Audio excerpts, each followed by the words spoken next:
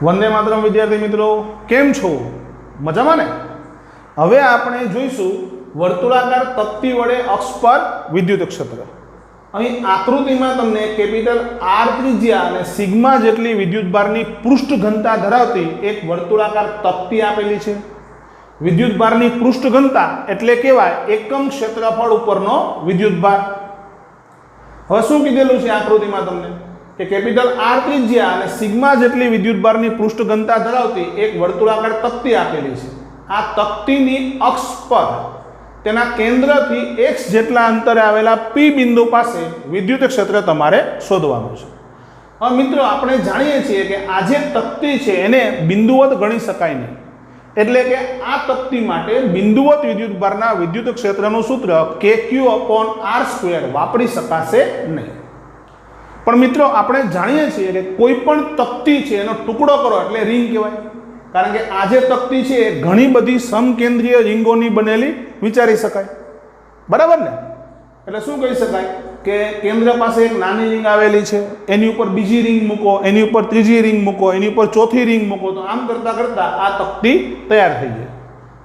તો આપણે અહીંયા શું કરવાનું છે કે તક્તીનો ટુકડો એટલે રિંગ, એ રિંગના લીધે પી બિંદુ આગળ વિદ્યુત ક્ષેત્ર શોધો, પછી બીજી રિંગ છે એના લીધે પી બિંદુ આગળ વિદ્યુત ક્ષેત્રની દિશા જુઓ।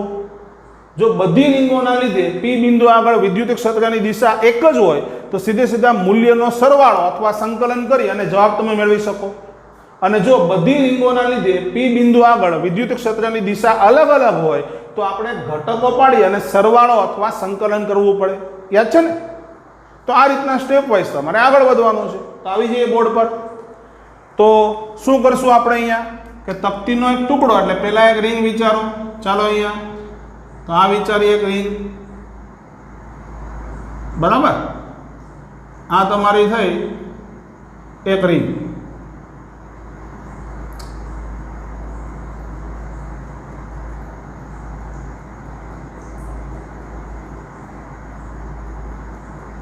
માની લો કે આ રિંગ છે એની ત્રિજ્યા સ્મોલ આર છે અને આ રિંગની જાડાઈ dr છે। તો આ રિંગનું ક્ષેત્રફળ થાય dA બરાબર 2πr × dr। કેવી રીતના? તો ત્રિજ્યા કેટલી છે રિંગની? તો કે સ્મોલ આર। તો રિંગની ત્રિજ્યા જો સ્મોલ આર હોય તો રિંગની લંબાઈ થાય 2πr, મતલબ આ રિંગને અહીંથી તોડી અને લાંબી કરીએ તો એક પટ્ટી બને, એ પટ્ટીની લંબાઈ થાય 2πr અને પહોળાઈ કેટલી થાય dr। તો લંબાઈ ગુણ્યા પહોળાઈ કરો એટલે 2πr × પહોળાઈ કેટલી છે dr, તો લંબાઈ ગુણ્યા પહોળાઈ કરો એટલે મળી ગયું ક્ષેત્રફળ। હવે એકમ ક્ષેત્રફળ ઉપર વિદ્યુતભાર સિગ્મા છે તો dA ક્ષેત્રફળ પર વિદ્યુતભાર થયો સિગ્મા × dA। તો આ મળી ગયો તમને રિંગ પરનો વિદ્યુતભાર। આગળ dA ની કિંમત ઉપરથી તમે મૂકી શકો સિગ્મા × 2πr × dr।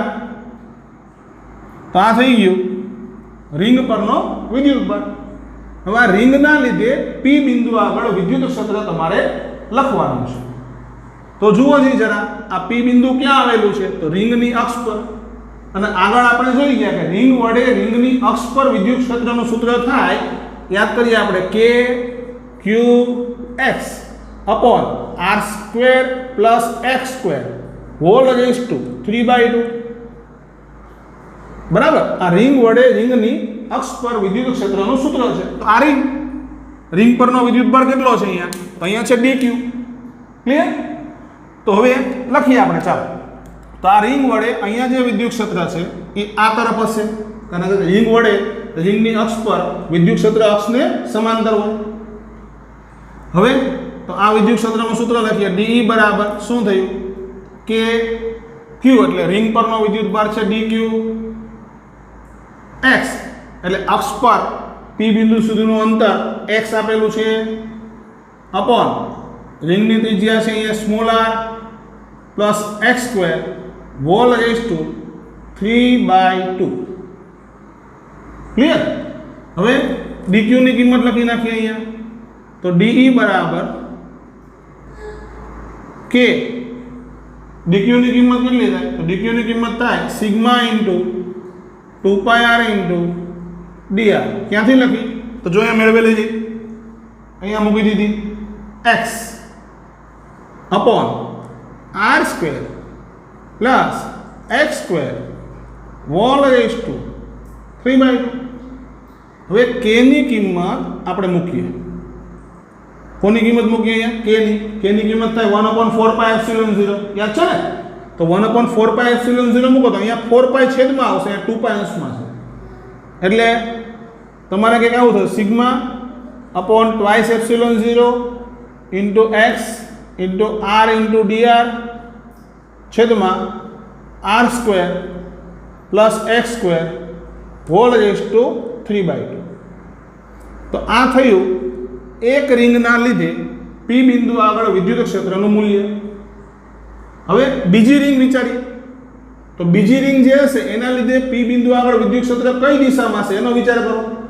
તો આપણને ખ્યાલ પડે બીજી જે રિંગ હશે એ આની સાથે સમકેન્દ્રીય હશે, આની ઉપર અથવા નીચે.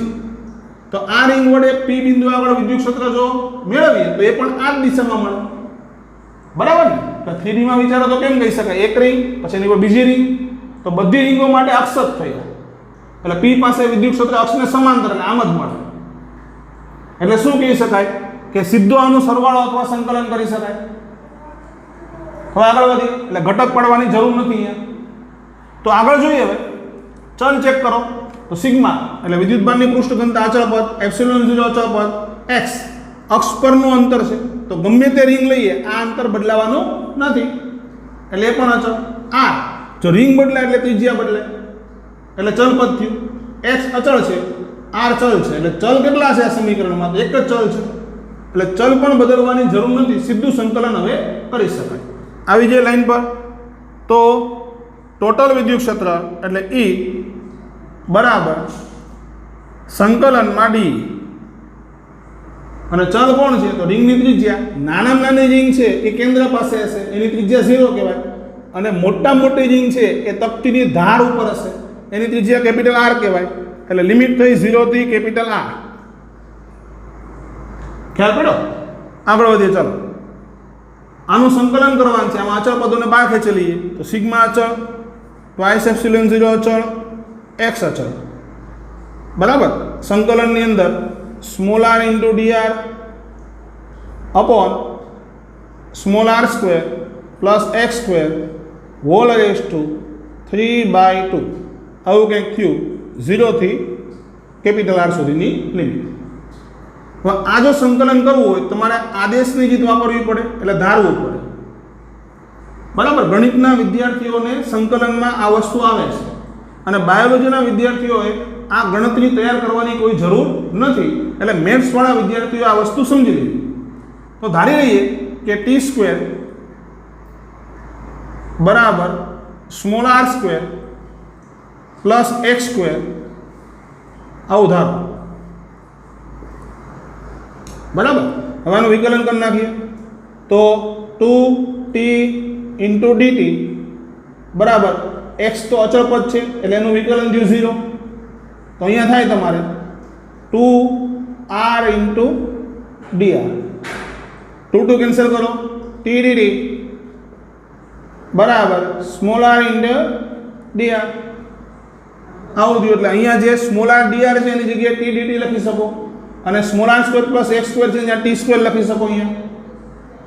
બરાબર. હવે આગળ વધીએ. ચાલો હવે લિમિટ પણ ચેન્જ કરવી પડે, કારણ કે r ની જગ્યાએ તમે t કરી નાખ્યો એટલે લિમિટ ચેન્જ કરવી પડે. તો માનો કે સ્મોલ r ની લિમિટ કેટલી છે? સ્મોલ r ની લિમિટ 0 થી કેપિટલ R, એટલે સ્મોલ r બરાબર 0. એના માટે વાત કરો ને તો સ્મોલ r 0 મૂકી દો તો t સ્ક્વેર બરાબર x સ્ક્વેર, એટલે t બરાબર x થયું. બરાબર. અને સ્મોલ r બરાબર કેપિટલ R એના માટે વાત કરો તો t બરાબર અહીંયાથી લખી શકીએ વર્ગમૂળમાં r square plus x square.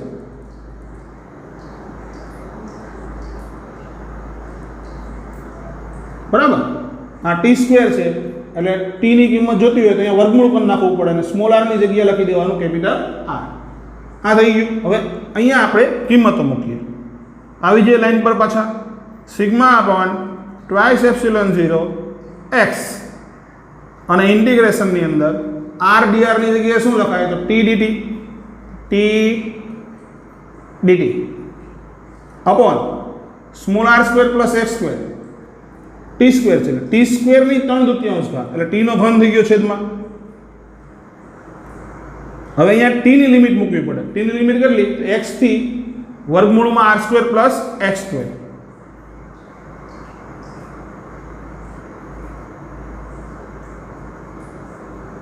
બરાબર. હવે સાદુરૂપ આપી દઈએ થોડું. Sigma upon twice epsilon 0 x ઉડાડી દઈએ તો 1 upon t square into dx x થી વર્ગમૂળમાં r square plus x square. આગળ વધીએ, સંકલન કરી નાખીએ. Sigma upon twice epsilon 0 into x અને 1 અપોન ટી સ્ક્વેરનું થાય માઇનસ 1 અપોન ટી એક્સ થી વર્ગમૂળની અંદર r square plus x square. આગળ વધીએ તો લિમિટ મૂકવાની આવશે. પહેલાં કઈ લિમિટ મુકાય તો અપર પછી લોઅર, પણ માઇનસ છે એટલે પહેલાં લોઅર લિમિટ પછી અપર લિમિટ. તો દાખલો કંઈક આ પ્રમાણે આગળ વધે. E બરાબર sigma upon twice epsilon 0 into x અને આગળ 1 અપોન લોઅર લિમિટ એટલે x minus 1 upon upper limit એટલે વર્ગમૂળમાં r square plus x square. એક્સને અંદર જવા દઈએ તો sigma upon twice epsilon 0 1 minus એક્સના છેદમાં વર્ગમૂળમાં r square plus x square. આવો કંઈક જવાબ તમને મળી ગયો. તો આ થયું વર્તુળાકાર તક્તીના લીધે તેની અક્ષ પર વિદ્યુત ક્ષેત્રનું સૂત્ર. ખ્યાલ આવ્યો? હવે જો આ તક્તી છે અનંત વિસ્તારવાળી હોય એટલે અનંત વિસ્તારવાળી તક્તી, એના માટે તમે ત્રિજ્યા એટલે કેપિટલ આર બરાબર ઇન્ફાઇનાઇટ લખી શકો. બરાબર. આ સૂત્રની અંદર આર ની કિંમત મૂકી દઈએ આપણે ઇન્ફાઇનાઇટ. આર ની કિંમત કેટલી મૂકી દઈએ ઇન્ફાઇનાઇટ. જો ઇન્ફાઇનાઇટ મૂકો તો x ના છેદમાં ઇન્ફાઇનાઇટ તો એ ખબર પડે કે આ 0 થઈ જાય. તો અનંત વિસ્તારની તક્તી માટે વિદ્યુત ક્ષેત્રનું સૂત્ર મળે sigma upon twice epsilon 0. Clear? હવે આ વિદ્યુત ક્ષેત્રની દિશા હોય કઈ બાજુ તો અહીંયા જોઈએ આપણે તો આ તક્તી છે. તક્તી વડે આ P બિંદુ આગળ વિદ્યુત ક્ષેત્ર આ તરફ છે. તક્તી આમ છે, વિદ્યુત ક્ષેત્ર એને લંબ છે. ખ્યાલ આવ્યો? એટલે અહીંયા વિદ્યુત ક્ષેત્રની દિશા તક્તીના સમતલને લંબ હશે.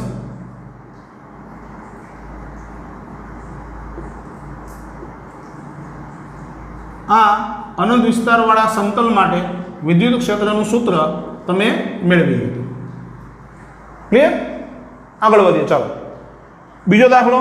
અર્ધવર્તુળાકાર ગોળાના કેન્દ્ર પર વિદ્યુત ક્ષેત્ર મેળવો. અહીં એક અર્ધવર્તુળાકાર ગોળો આપેલો છે જેની ત્રિજ્યા r અને ગોળાની સપાટી પર વિદ્યુતભારની પૃષ્ઠ ઘનતા સિગ્મા કુલમ પ્રતિ મીટર સ્ક્વેર છે. એટલે એકમ ક્ષેત્રફળ પર સિગ્મા જેટલો વિદ્યુતભાર છે એમ કહેવાય. બરાબર. હવે આ ગોળાના લીધે કેન્દ્ર પાસે વિદ્યુત ક્ષેત્ર શોધવું છે.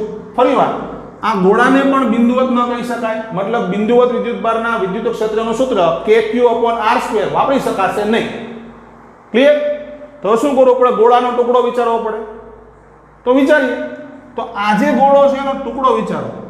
તો હકીકતમાં આ ગોળાનો ટુકડો એટલે રિંગ થાય. કઈ રીતના? તો અહીંયા જુઓ તમે, આ કિનારી ઉપર કેપિટલ R ત્રિજ્યાની રિંગ છે. થોડા ઉપર જાય એટલે નાની ત્રિજ્યાની રિંગ બને. એમ કરતા કરતા ઉપર ખસતા જાવ એટલે નાની નાની રીંગો થતી જાય. ખ્યાલ આવે ને? એટલે આપણે શું કરવું પડે? ગોળાનો ટુકડો એટલે રિંગના લીધે P બિંદુ આગળ વિદ્યુત ક્ષેત્ર મેળવવાનું. આની જેમ જ. ત્યાર પછી બીજી રિંગના લીધે P બિંદુ આગળ વિદ્યુત ક્ષેત્ર મેળવવાનું. જોવાનું કે જો બંને રિંગના વિદ્યુત ક્ષેત્ર એક જ દિશાના હોય તો મૂલ્યનો સરવાળો થઈ જશે, અને અલગ અલગ દિશાના હોય તો ઘટક પાડીને સરવાળો અથવા સંકલન કરવું પડે. ક્લિયર? ચાલો આવી જઈએ. તો શું કરીએ અહીંયા કે ગોળાનો ટુકડો એટલે એક રિંગ વિચારો. માની લો કે મેં અહીંયા વિચારી આ એક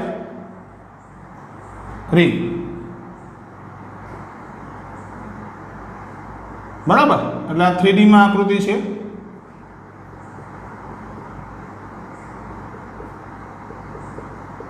એટલે જરા ધ્યાન આપવું.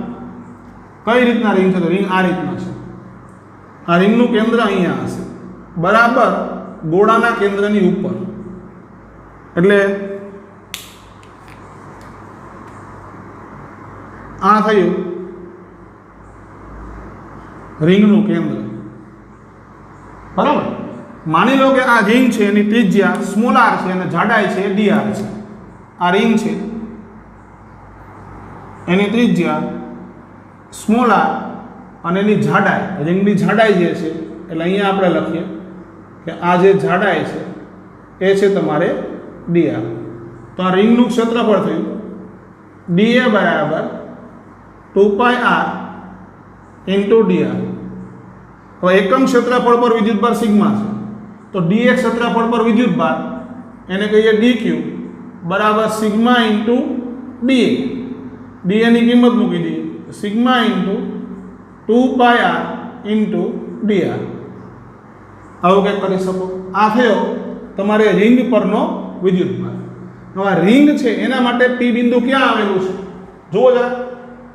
તો આ રિંગ માટે P બિંદુ અક્ષ પર જ આવેલું છે, અને રિંગ વડે અક્ષ પર વિદ્યુત ક્ષેત્રનું સૂત્ર આપણે જે અહીંયા વાપર્યું એ હવે આપણે અહીંયા પણ વાપરી શકીએ. જે ટૂંકમાં અહીંયા લીધેલું છે એ સૂત્ર અહીંયા લઈ શકીએ. વધીએ આગળ ચાલો. તો આ રિંગ વડે P બિંદુ પાસે વિદ્યુત ક્ષેત્ર છે એ કઈ બાજુ હશે? અક્ષને સમાંતર. રિંગની અક્ષ ઊભી છે એટલે નીચે તરફ થાય. માની લીધું છે કે રિંગ પરનો વિદ્યુતભાર પોઝિટિવ છે, તો રિંગ પરનો વિદ્યુતભાર પોઝિટિવ હોય તો વિદ્યુત ક્ષેત્ર દૂર તરફ જતી દિશામાં હશે. તો આ થયું તમારે અહીંયા D બરાબર KQX. K Q એટલે DQ, રિંગ પરનો વિદ્યુતભાર. X એટલે રિંગના કેન્દ્રથી P બિંદુ સુધીનો અંતર. એટલે એ અંતરને આપણે અહીંયા જરા દર્શાવી દઈએ. ચાલો, તો આ અંતર છે તમારે x. ચાલો આગળ વધીએ. અપોન આ જે રિંગ છે એની ત્રિજ્યા છે સ્મોલ r, એટલે લખ્યું small r square plus x square whole raise to 3/2. Clear? dq ની કિંમત મૂકી દઈએ. ચાલો, તો d બરાબર k dq અહીંયા કિંમત છે sigma into 2πr into dr into x upon r square plus x square whole raise to 3/2. હવે k બરાબર 1/4πε0 મૂકી દઈએ તો છેદમાં 4πε0 અહીંયા 2π છે, બરાબર. કેન્સલ કરો તો તમારે જવાબ કંઈક આવો મળશે સિગ્મા અપોન ટ્વાઇસ ε0 આગળ x ઇન્ટુ r dr છેદમાં small r square plus x square whole raise to 3/2. આ રીતનો જવાબ તમને મળશે. આ કોના વડે વિદ્યુત ક્ષેત્ર છે? તો ગોળાના એક ટુકડા મતલબ એક રિંગ વડે.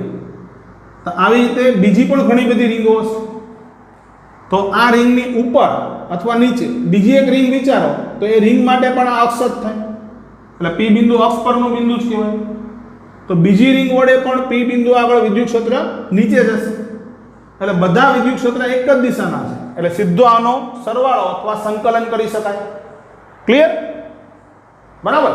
આ સંકલન કરતા પહેલા બીજી એક વસ્તુ ચેક કરવાની. શું? તો ચલ જુઓ જરા. ચાલો, સિગ્મા કેવું પદ? અચળ. ટ્વાઇસ ε0 અચળ. x જો રિંગ તમે થોડી ઉપર લો ઉપર તો x વધે અને નીચે લો તો x ઘટે, એટલે x કેવું પદ છે? અચળ. હવે રિંગ ઉપર નીચે થાય એટલે r પણ બદલાય, રિંગની ત્રિજ્યા. અહીંયા જોઈ શકો કે મોટા મોટી રિંગ છે અહીંયા ધાર પર હશે. હા, અર્ધવર્તુળાકાર ગોળો હોય એની ધાર પર જે રિંગ આવે મોટા મોટી રિંગ એની ત્રિજ્યા કેપિટલ R, અને અહીંયા જે રિંગ આવે નાના નાની રિંગ એની ત્રિજ્યા 0 કહેવાય. ખ્યાલ આવ્યો? એટલે મતલબ સ્મોલ r પણ ચલ છે, x ચલ છે, સ્મોલ r ચલ છે. તો અહીંયા કેટલા ચલ છે? 2 x અને r. તો તમારે શું કરવું પડે કે આ બંને વચ્ચે રિલેશન શોધવો પડે અથવા એની કિંમતો કંઈક મેળવવી પડે. તો એ કઈ રીતના મેળવશું? તો એના માટે આપણે અહીંયા એવું વિચારીએ કે આ જે રિંગ છે એની ધાર સાથે અહીંયા ખૂણો બને છે થીટા. તો અહીંયાથી અહીંયા સુધીનું અંતર કહેવાય કેપિટલ આર. હવે ખ્યાલ પડશે, જો કેપિટલ આર આ બાજુ એક્સ, આ બાજુ સ્મોલ આર, આ ખૂણો થીટા, તો અહીંયા જે ખૂણો બનશે એ પણ તમારે થશે થીટા. બરાબર? તો કેપિટલ આરનો આ બાજુનો ઘટક પાડો તો એ થાય કેપિટલ આરનો આ તરફનો ઘટક કેપિટલ આર કોસ થીટા, અને કેપિટલ આરનો સામેની બાજુમાં લખીએ આપણે તો capital r sine theta. Clear? એટલે સ્મોલ આર બરાબર કેપિટલ આર કોસ થીટા અને એક્સ બરાબર કેપિટલ આર સાઇન થીટા. તે રીતનું તમે લખી શકો. હવે ડીઆરની વાત કરીએ તો ડીઆર એટલે વાસ્તવમાં શું છે? તમે વિચારો તો ખ્યાલ આવે. જો ડીઆર એટલે આમ ત્રાસું અંતર છે, એટલે વાસ્તવમાં તમે ચાપ જેવું લઈ શકો. શું લઈ શકો? તો ચાપ. આ જે ચાપ છે એ કેન્દ્ર પાસે જે ખૂણો બનાવે, એટલે અહીંયા જે ખૂણો બને એને કહી દો તમે ડી થીટા. બરાબર ને?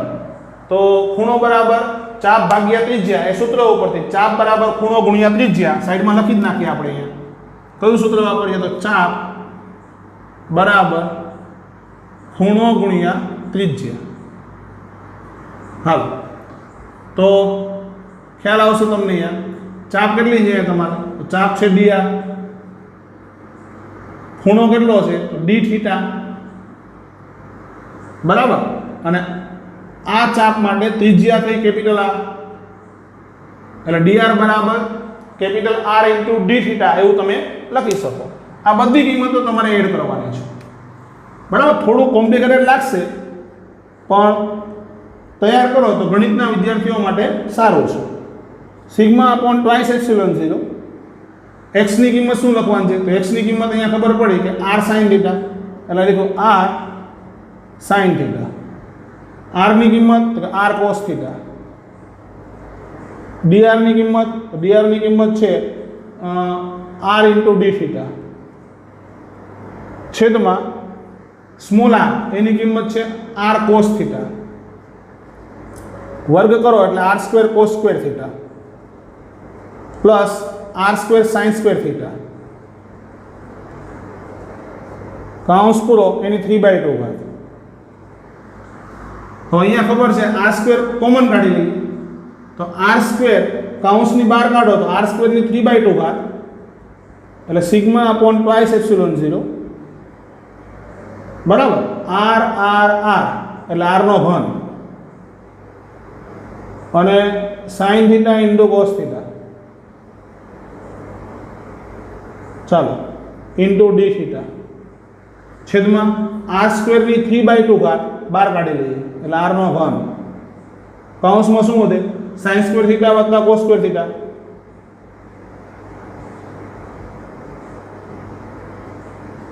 આખાની કેટલી ઘાત? 3/2. આ તો 1 છે અને r cube r cube cancel. તો આન્સર તમારે કંઈક આવો મળે sigma upon twice epsilon 0 sine theta into cos theta into d theta. ખ્યાલ પડ્યો? તો આ થયું તમારે ડી. હવે sine theta into cos theta બરાબર એનું સૂત્ર વાપરીએ તો આ ગણતરી હવે અહીંયા લખું છું, જરા યાદ રાખજો. તો ડી બરાબર શું થાય? સિગ્મા અપોન ટ્વાઇસ એપ્સિલોન 0 અને આનું સૂત્ર થાય sine 2 theta by 2 into d theta. આ કિંમત મૂકી છે કોની? તો સાઇન થીટા ઇન્ટુ કોસ થીટાની. બરાબર? યાદ કરીએ કે 2 sine theta into cos theta બરાબર સાઇન 2 થીટા. એ તો યાદ છે ને? ફરી વાર 2 sine theta into cos theta બરાબર સાઇન 2 થીટા, એના ઉપરથી સૂત્ર લખ્યું છે. હવે 2 ને આગળ લઈ લઈએ તો ડી બરાબર શું થાય? Sigma upon 4 epsilon 0 sine 2 theta into d theta. હવે આનું સંકલન કરીશું. બરાબર, ચલ એક જ છે. કોણ ચલ છે? થીટા. તો ટોટલ વિદ્યુત ક્ષેત્ર મેળવવા માટે ઇન્ટિગ્રેશન ડી, બરાબર, અને અચળ પદો બહાર લઈ લે, સિગ્મા અપોન 4 એપ્સિલોન 0 બાર. તો ઇન્ટિગ્રેશનમાં આવ્યો sine 2 theta into d theta. થીટાની લિમિટ જો, આ થીટા છે, તો સૌથી પહેલી રિંગ છે એ ધાર ઉપર હશે, એટલે અહીંયા થીટા છે એ તમારે 0 હશે. એટલે થીટા શરૂઆતમાં આમ હશે, પછી જેમ જેમ રિંગ ઉપર જશે એમ થીટા વધશે. બરાબર ને? છેલ્લામાં છેલ્લી રિંગ અહીંયા હશે. એટલે થીટાની કિંમત બની તમારે 0 થી શરૂ કરી અને 90 સુધી. એટલે 0 થી π/2. બરાબર, આગળ વધીએ. ચાલો હવે સિગ્મા અપોન 4 એપ્સિલોન 0 સાઇન 2 થીટાનો થાય માઇનસ કોસ 2 થીટા અપોન 2, 0 થી π/2.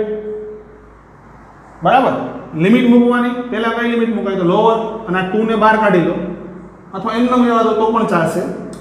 તો અહીંયા તમારે બને સિગ્મા અપોન 8 એપ્સિલોન 0. મેં અહીંયા 2 ને બહાર ખેંચી લીધો છે, અને પછી લિમિટ મૂકું તો પહેલાં લોઅર લિમિટ મૂકવી પડે. એટલે કોસ 0 માઇનસ કોસ 2 ઇન્ટુ π/2, એટલે પાય 2 ઇન્ટુ π/2, 2 2 કેન્સલ થાય એટલે પાય થઈ જાય તમારે. કોસ 0 એટલે 1 થાય, અને કોસ π એટલે -1 થાય. 1 માઇનસ -1 એટલે 2 થઈ ગયા. બરાબર, એ 2 અને અહીંયા 8 છે, કેન્સલ કરાવો એટલે ફાઇનલ આન્સર તમારા મળશે E is equal to sigma upon 4 epsilon 0. આ થયું અર્ધવર્તુળાકાર ગોળાના કેન્દ્ર આગળ વિદ્યુત ક્ષેત્રનું સૂત્ર. કઈ જગ્યાએ? તો અર્ધવર્તુળાકાર ગોળાના કેન્દ્ર આગળ વિદ્યુત ક્ષેત્ર આટલું હોય. ગણતરીમાં થોડું જોવું કઈ રીતના ગણેલ છે. અહીંથી શરૂ કરેલું છે, અહીંયા આવ્યો છું, પછી અહીંયા આવેલું છું. આ ગણતરી માત્ર પ્રેક્ટિસ માટે છે. કોઈ એમસીક્યુની અંદર આવા સૂત્ર આવે તો એનું સંકલન વિકલન કઈ રીતના કરી શકાય, અથવા એના સાથે કઈ રીતના આપણે ડીલ કરી શકીએ એ જાણવા માટે આ પ્રેક્ટિસ માટેનો દાખલો છે. ખ્યાલ આવ્યો? તો બે વસ્તુ જોઈએ આપણે અહીંયા. તકતી વડે અક્ષ પર વિદ્યુત ક્ષેત્ર, એના પરથી અનંત વિસ્તારના સમતલ માટે પણ આપણે મેળવી લીધું, અને ત્યાર પછી અર્ધવર્તુળાકાર ગોળાના લીધે કેન્દ્ર પર વિદ્યુત ક્ષેત્રનું સૂત્ર. આ બે વસ્તુ આપણે આજના લેક્ચરની અંદર જોઈએ.